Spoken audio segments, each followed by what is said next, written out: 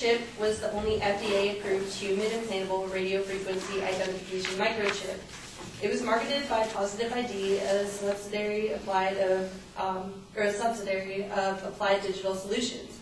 Its manufacture and marketing were discontinued in 2010. Once scanned at the proper frequency, the very chip responds with a unique 16-digit number, which could then be linked with information about the user held on a database for identity verification, medical records access, and other uses. The claim I'm refuting regarding this very chip states that the chip is detrimental to both the privacy and personal well-being of American citizens.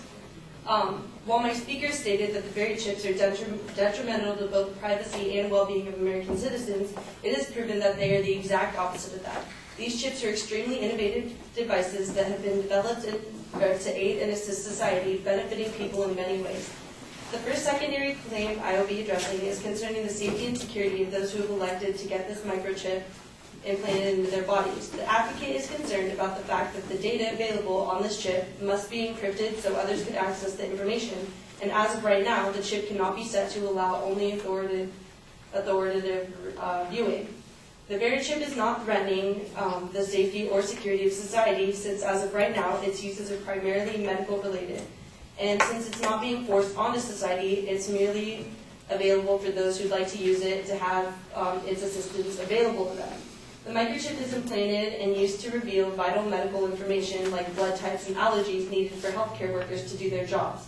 The chip could benefit patients who suffer from ailments such as diabetes and Alzheimer's, or who undergo complex treatments like chemotherapy. In regard to the security and privacy issues presented, the very chip itself contains no medical records, just codes that can be scanned and revealed in a doctor's office or hospital. With that code, the health providers can unlock that portion of a secure database that holds that person's medical information, including allergies and prior treatment. The electronic database, not the chip, would be updated with each medical visit. It works much like a UPC code, the identifier on a food item, which brings up its name and price on a cashier's screen in a grocery store. The advocate mainly focuses on the public safety aspect of this microchip, assuming that anyone and everyone can access, read, and comprehend this information, when the chip is only granting medical professionals the information to treat those individuals who would like to have their information shared in this manner. The other secondary claim presented by the advocate states that the very chip could potentially give the government too much control over the people, disregarding and taking away civil liberties and freedoms awarded to American citizens in the Fourth Amendment. The government does not really use these chips in this manner, making these issues hypothetical. All uses that the government may have for these chips are merely theorized potential ideas and mostly conspiracies. While using and abusing the chips in the ways the advocate described and feared, such as tracking every location, purchase, or other personal information, could present a loss of civil liberties, these chips are optional for all citizens and haven't been used for these purposes so far. The Positive ID Company's Chief Executive Officer, Scott R. Silverman, is one of half a dozen executives who had chips implanted. Silverman said chips implanted for medical uses could also be used for security purposes, like tracking employee movement through nuclear power plants. These chips are not by any means a tracking device. They could potentially be used as a form of identification and could also facilitate and record financial transactions. Many credit card companies are working to develop smart card technology using chip-based payment products, which are projected to reduce both fraud and transaction processing costs. They would work in the same way which current ID cards and credit cards work now, just embedded within the skin versus sitting vulnerably in one's wallet, although these are mere ideas and have not been put into action yet. The third claim presented by the advocate discusses health risks associated with the various chips. These chips propose no direct health effects known to the producers or consumers. Though there is a theory that these chips can possibly be connected with the development of cancer in less than 10% of those receiving the chips, there is no proof or direct evidence linking the two. It is actually the opposite of the health threat. It can save lives and aid medical assistance. Tommy Thompson, a former Secretary of Health and Human Services, supported the very chip considered it to be a useful tool in sharing medical information with healthcare providers in emergency situations. The American Medical Association declared that implantable radio frequency identification devices may help to identify patients, thereby improving the safety and and efficiency of patient care, and may be used to enable secure access to patient clinical information. So I discussed. Okay. Well, I discussed and proved why what the speaker stated about berry chips being detrimental to society. I proved that it's invalid and wrong by using her own information against her. I used all of her sources, and that concludes my presentation. Yeah.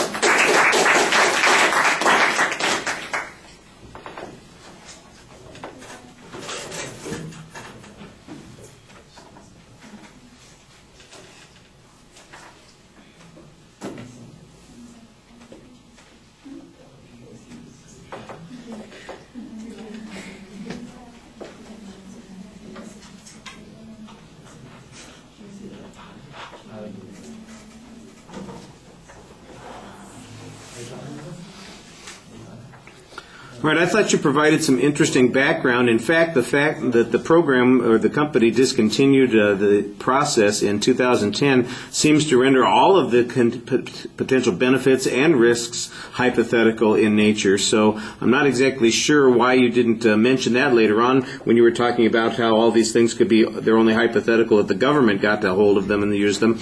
Apparently they're all hypothetical now because nobody is getting these anymore. And this is 2011, so for at least a year and maybe longer, this has been a moot point. All right, on the first point, you label it pretty clearly. You're offering counterclaims basically that talk about what the benefits are. So you outline what the benefits are supposed to be. We don't, just as the advocate might have trouble finding examples, you have only the hypotheticals to support your position, what it's supposed to be able to do. I do think there's a long explanation here about how it's supposed to work that might mitigate some of the risks that the advocate is talking about. For instance, that it's not like you walk by and it says blood type this, or you have this disease, or here's your genetic code for anybody who has a scanner handy and they can run it over your elbow, but rather it's just a series of codes that allows people to get access to a database. So they have to have access to the database in the first place, and that seems to minimize a lot of the risks also. I think the analogy that you draw to bar scanning is okay, and the UPC codes and that sort of thing, explaining what's going on there.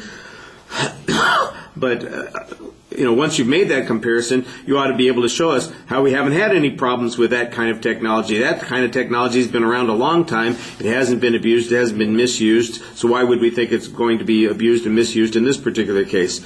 Transition to the second point is okay. Again, I think you've got a reasonable challenge here on it being hypothetical.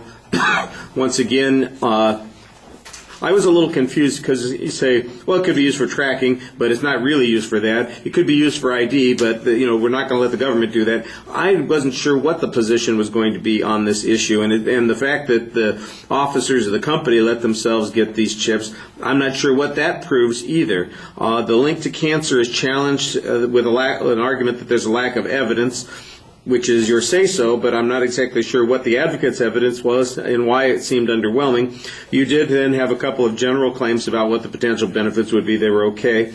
I thought the summary seemed a little bit weak, and one of the problems with the presentation is that it's just too much reading. All right, thank you.